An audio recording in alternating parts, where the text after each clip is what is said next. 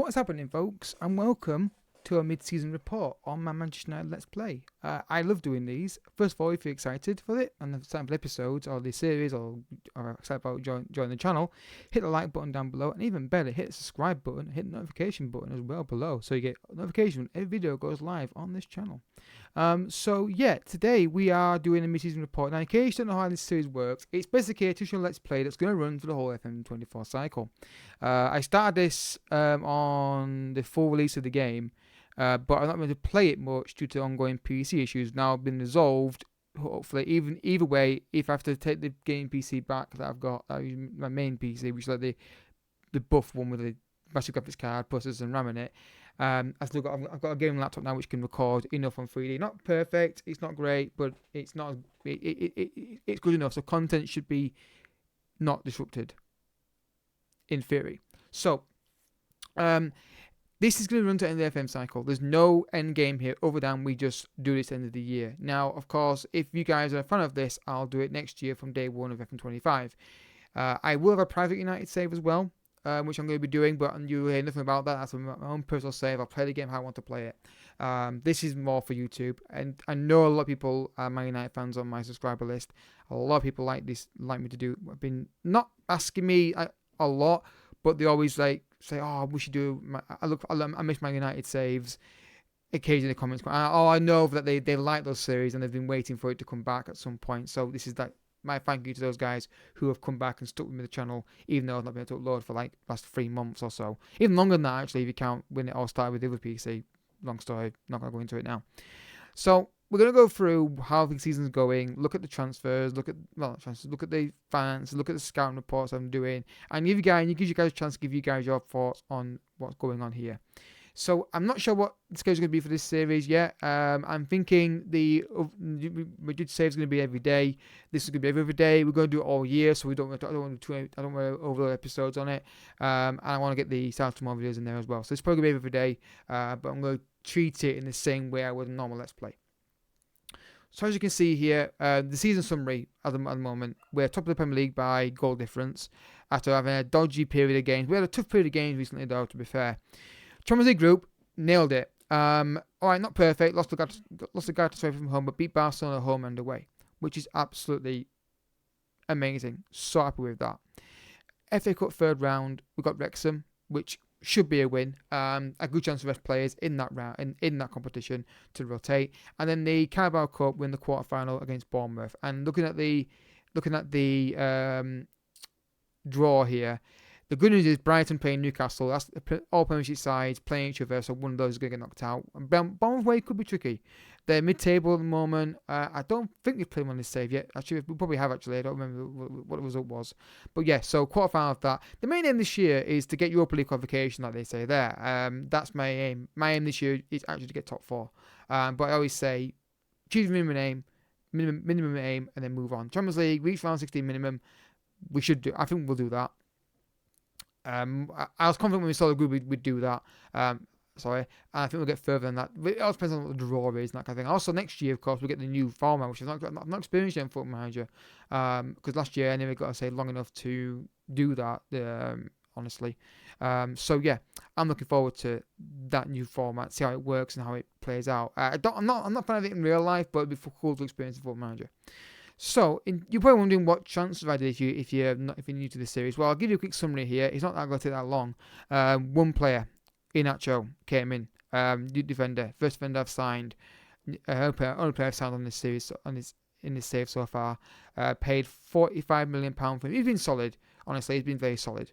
And players out. There's a smattering of players that I sold. So we go to the date here. I sold Victor Lindelof to Tottenham. Plistry to Ajax. I don't know how I got £40 million for him. I don't know. And then loan players like Thierry, Forson, Isa Aronson, Daniel Gore. I'm not sure I'm going to keep these guys around, but I would like to get some money for them if I possibly can.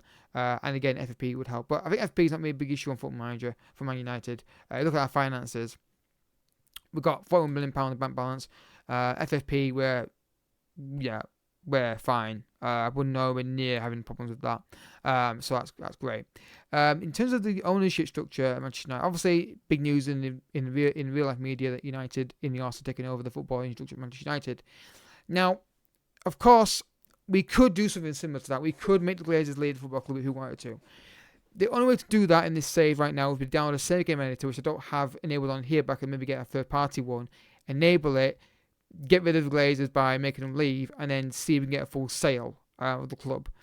Not an internal board takeover. The problem with that idea is that people then say, oh, you got a Tycoon takeover. For example, if we get looking at a Tycoon takeover, everyone then starts saying, you got lucky. So unless there's a big call out for that kind of thing, I'm going to let it just play out generically.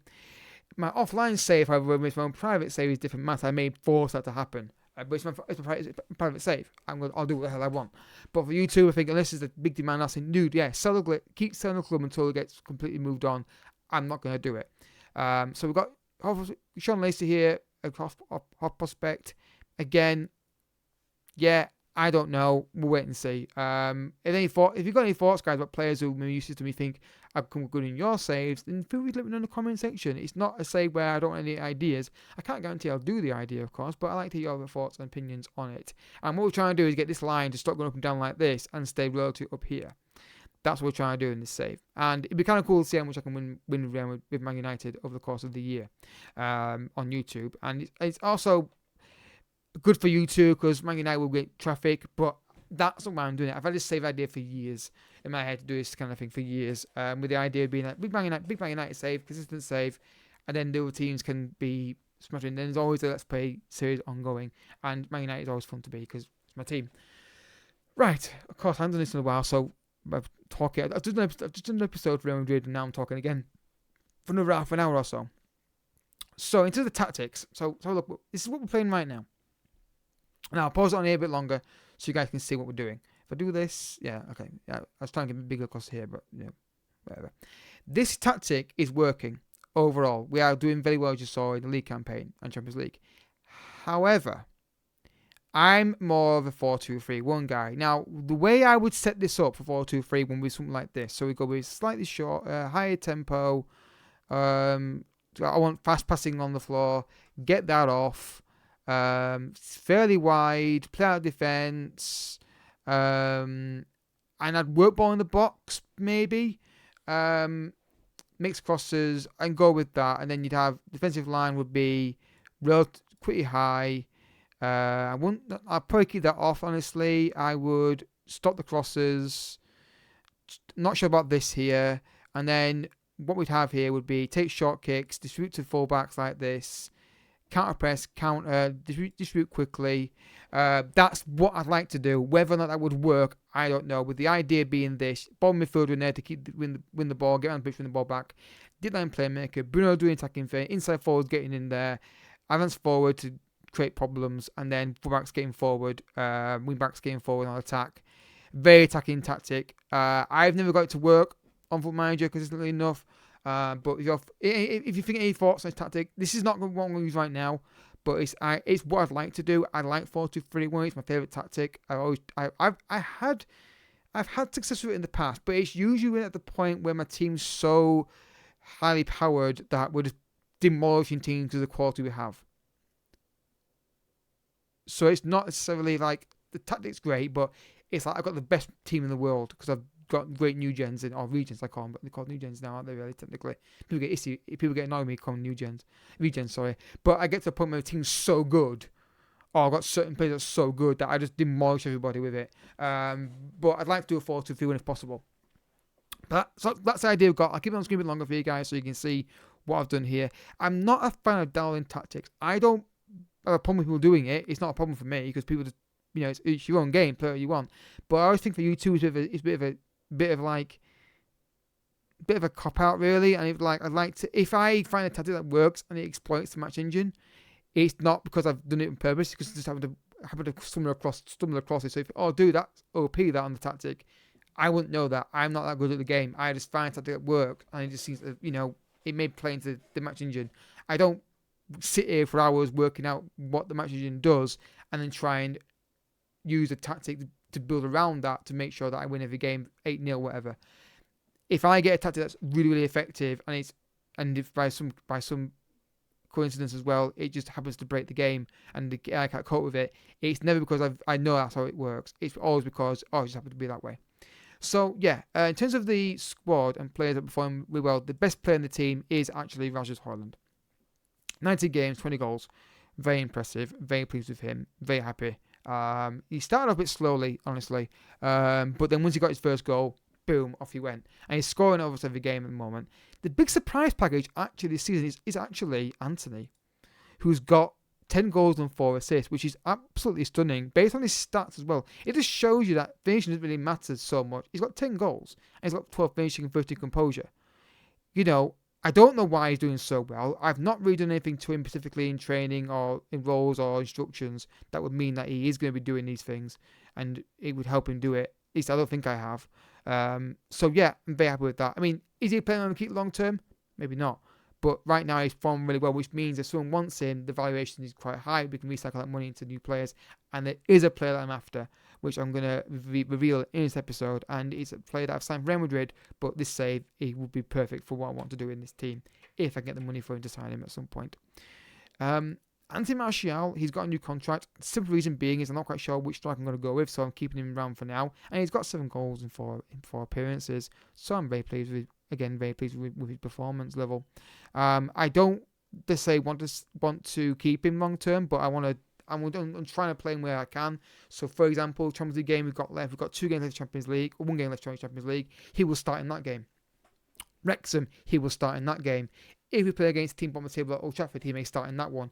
Just to keep him playing, get him some goals, and then maybe someone will buy him. If not, then it is what it is. But we can make a decision on the striker pretty soon. Bruno Fernandes, of course, done well. He's got 7 goals, 9 assists. Not really a big surprise there, given the quality player he is. Mason Mount was really good, actually, until he got his injury. 5 goals, 2 assists. But his general performance was really good. Box to box did really well in that role. Again, this is also a problem with where would you play him? You'd probably play him in a cam position behind the strikers, back up to Bruno Fernandes. But then that's something we've got to take into account if and when we change formation. Disappointment is probably Rashford, actually. Only 4 goals, 8 assists. It's disappointing. Honestly, can't real life, really. But the good news is you got Rashford with 20 goals, Anthony with 10, Martial with 7, Bruno with 7, Rashford, Mount with 5, Rashford with 4, Garnacho with 2. They're spreading the goals around. I actually will get the most because he will get the most because he's in the penalty most. But it's good that it's not just like 2 guys getting 20 each and these guys have got 4. You know, there's a spread out of goals here, which is good to see. And Anthony's been in the surprise package, which compensates a little bit for Rashford not getting any goals. But he's got 8 assists, so you got to be fair to him in that sense. But again, we're still working out tactics, we're still working out on things and learning the game and all that stuff, and go from there. So it's actually still going really well. In terms of scouting report, obviously we get these guys coming through here. Toledo is actually a player I would like to bring in. I've considered, but I would like to bring him in. But the finances are not in a great place. It would mean selling somebody, and the player I'm trying to shift right now is Maguire. He wants to leave the club. I'm trying to get him in, but we'll see. I'm hopeful that Newcastle now make an offer, and I can play him off against somebody else, and I would hope to maybe move on Donovan Van der Beek as well. I'm not going to use him. If I'm going to play him in cam, it's going to be Bruno or Mount. I'm not playing deep centre midfield because I just don't think he'd work in there, honestly. So I'm trying to move him on. We've got interest in him from Nottingham Forest. So there's a bit of movement there in terms of we could maybe sell Maguire and Van der Beek in the January transfer window and get money in to generate some funds for that deal. But I think it's going to be a tough January window. I don't think it's going to make much difference. Of course, if you guys would demand a new change in ownership, that can be different. But I'm more likely to leave it as generic. I've seen people do offline saves on the forums and they get takeovers in like 2025. So we'll see. The dream scenario for me has always been to get a generic, not manipulated and forced tycoon takeover at Manchester United. It's never happened yet on Football Manager, but I'd love to happen on this one. I've managed to get it before back in the years ago when I forced owners to leave. But I've never had it where they're going to decide to leave on their own, and then I've got one. So I'd love this to happen on one of these 2 saves, but we shall see. If it does, of course, I'll update you on that news, if anything. In the dev centre, there were players. I'm a Diallo, obviously. I don't know what I'm going to do about him. I'm probably going to sell him. I don't think he's going to be quite good enough. And the guy I'm after, I think he's on my short list. I think he is. He was. Maybe he's not, because the guy I'm after is this guy. I would love to bring him in. We can probably afford him now. The problem... Why is he not showing on the shortlist? Am I blind? Probably am. I'm going to ask about availability now. He would want to join now, so we can do this deal. I'm probably going to do this deal, but it might be a deal I do in January when I get players on out of the club. So basically what I'm saying here, mate, where is he? Sancho, you're done, mate. I don't want to keep him. I've got Rashford and Garnacho on left wing. I've got Anthony scoring goals, and I've also got a young player I'm bringing. So he's been moved on. I don't think I'm going to get an offer for him, though. I'll try and do it now. I'll pay his wages. I'm not bothered paying his wages, honestly. I don't really care. But I just don't think anyone wants to buy him. I don't think anyone rates him, honestly. But we'll see if we get an offer right now. I doubt we will, honestly. But even if they get an offer, we get interested in him. It'll be kind of got interested in him now from Tottenham Hotspur. So again, it could be a busy window if these players we want out get moved on. That would create some more generate more funds for movement in the transfer market. The players I would sign in the January transfer window are probably going to be Todibo, if I can. And then you're looking at, I'd love to bring in Ronaldo. I don't care. I don't care how old he is. I don't care who he is, age-wise, how long he'd be here for. I want him back at United. He's my all-time favourite player. I love the man. So we're going to take a drink here 1 second. I love him. He's my favourite footballer of all time. Him or Beckham. It's one of the two. Probably Ronaldo edges it because I saw Ronaldo more. And, so I love to bring him back. And that would mean that I don't have to buy a striker then.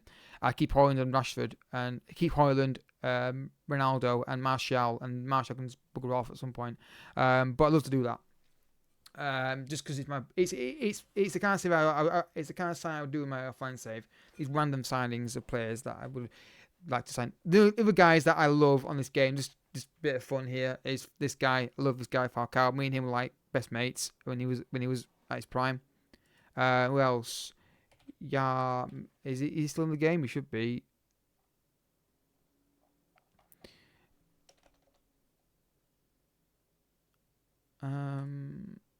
Is he retired? Oh, there he is, Yarmolenko. Another guy I always used to sign on Foot Manager. He was absolutely brilliant for me. And who else was really good on Foot Manager? I always used to do well with.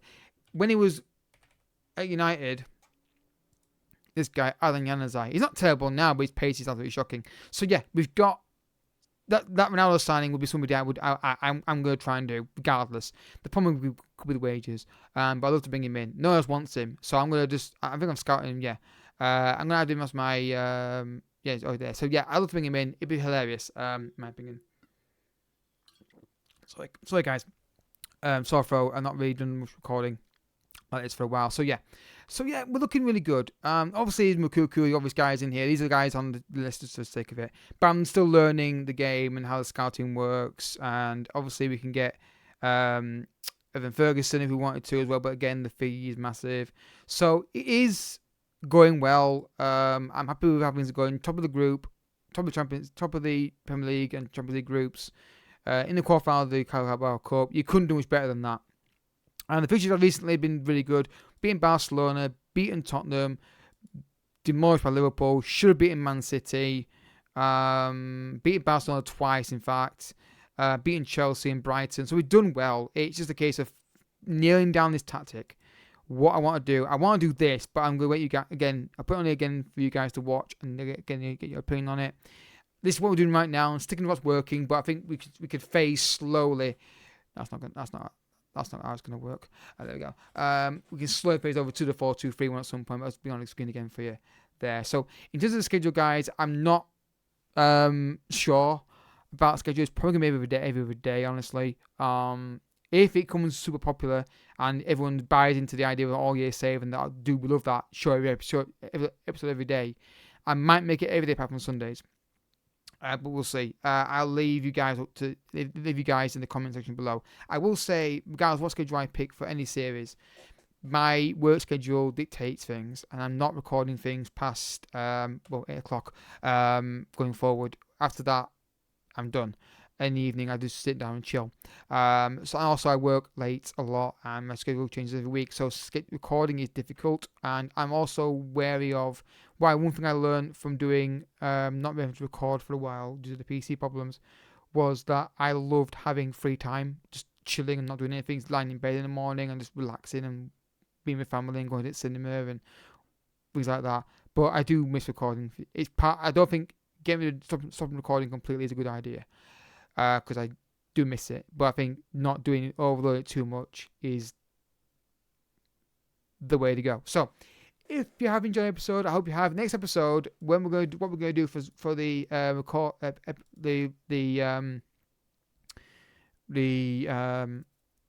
can't talk, for the live comms. I mean, I'm trying to think what makes sense to do next. I mean, the quarterfinal is a big game in the Carabao Cup. So we could do that. We could do Bournemouth and Luton maybe. And then we have 1, 2, 3, 4. Yeah, I think that makes sense, because I think the Carabao Cup want to show that game. Then we'll do Arsenal and Chelsea together after that. So they're your next episode. They're your next two episodes. You got Bournemouth and Luton next episode with the Carabao Cup quarterfinal and Luton, and then you've got Chelsea and Arsenal after that, and then we'll see where we go from there scheduling wise. Obviously, you can see down here we've got Man City, Liverpool together, and Tottenham all together down there. So that'll be some combination of there. Probably going to be Liverpool, Man City, probably. But again, we've got Champions League games in there, maybe FA Cup games and Carabao Cup final if we get that far, of course. So it all changes further down the line you go. But they're the outline of the next episodes that we're going to be doing. In case you're wondering, guys, you will see these two games as well. You will see these two, the Champions League game and the Aston Villa game, in the goal highlights that I show. It's something I like to do. It makes the episode more involved, and it also helps if these games are complete duds, like just two games where it's like one goal in each one, win and beating both 1-0. There's not many more highlights I can find. Then you get goals from these. There's no way always going to end 1-0. There's no way. Dan said that it will happen now. We'll watch. But yeah, guys. So if you have enjoyed it, how am I recording for? These episodes are about 22 minutes of constant talking. So yeah, thank you for watching, folks. Don't forget to hit the like button down below if you enjoyed it. Hit the subscribe button. Any thoughts, any theories, any ideas, any good recommendations are always welcome. For like tactics, signings, scouting tips, anything like that. And your thoughts on the ownership situation. I'm leaning towards letting it open organically, but if you want to see it forced, I can do that. But it would have to be a massive outcry of it, and I would do an episode where I explain this, what I'm done, why I've done it, rather than just like have it happen and just put a minute in the episode where I talk about it. It'll be a video on its own where I say, right guys, due to the amount of comments I've done this in the episode, we agreed to do this, what we agreed to do. But most likely we'll let the game play out generically and see what happens, see if we get lucky with Real Takeover. Main thing, of course, get the Glazers out. But we're doing well without them, though. We're doing well with them, though. Top of the Champions League group, beating Barcelona twice, and top of the Premier League. So, if you enjoyed it, hit the like button, subscribe. Down below is my Let's Play channel as well, and also my EAFC channel. Until next time, thank you so much for watching. Bye-bye.